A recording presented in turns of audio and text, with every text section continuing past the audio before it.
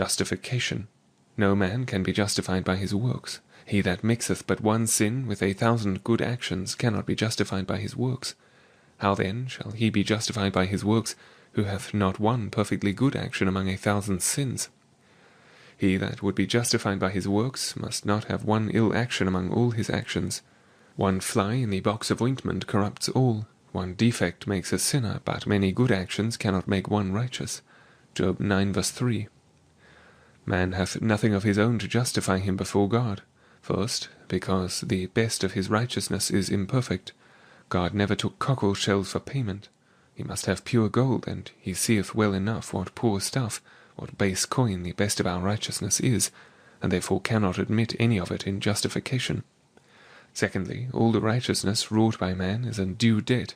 How can we acquit ourselves of any evil we have done by any good which we can do, seeing all the good we do we ought to have done, though we have never done any evil? If I say I am perfect, it shall also prove me perverse. Observe hence that famous gospel doctrine, no man can be justified before God by works of the law. It is as noble a proof of free justification in the Old Testament as any in the New. The saints have been acquainted with this truth from the beginning, that man is nothing in himself, and that free grace doth all. Job 9 verse 20. They who would make themselves most holy appear most unholy before God. Thoughts of our own purity render us impure. We are never so black before God as when we are whitest in our own eyes. We find the Pharisee, Luke 18, washing himself in snow water and making his hands very clean. He tells us that he had fasted and prayed and given alms and paid tithes.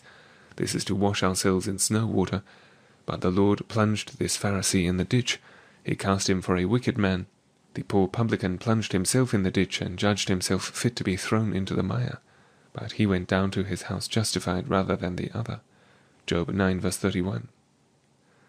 Justification, considered in the gospel notion, is that gracious sentence of God wherein, with respect to Christ apprehended by faith, he absolveth the believer from sin and death, and doth repute him just and righteous unto eternal life. This doctrine of free justification is the foundation and cornerstone of all our comfort. For whereas there is a double change in the state of the sinner, first a relative change, secondly an absolute and real change, the one is made in sanctification, the other in justification. Sanctification is a real change, subduing corruption, destroying the power of sin in us. But justification is not a physical or real change in the person. It doth not make him that is unrighteous righteous in himself, nor is man at all justified in this sense by any self-righteousness, but it is only a relative change as to his state. To justify is a law term signifying the pronouncing or declaring of a man righteous, so that justification is an act of God upon us or towards us. Sanctification is an act of God in us.